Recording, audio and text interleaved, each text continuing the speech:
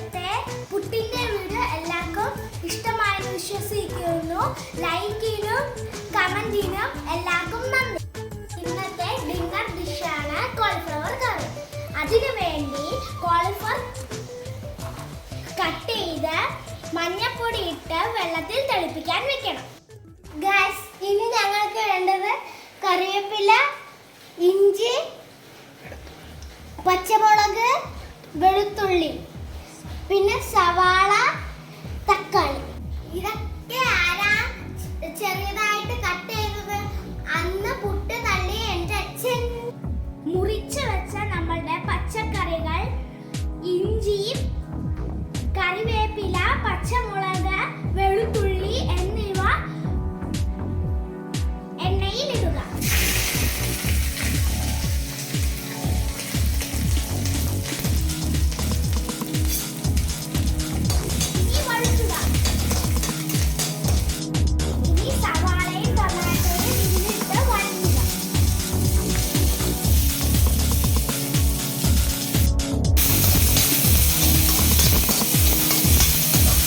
കുറച്ച് മഞ്ഞൾപ്പൊടി, കുറച്ച് മല്ലിപ്പൊടി ഇടുക.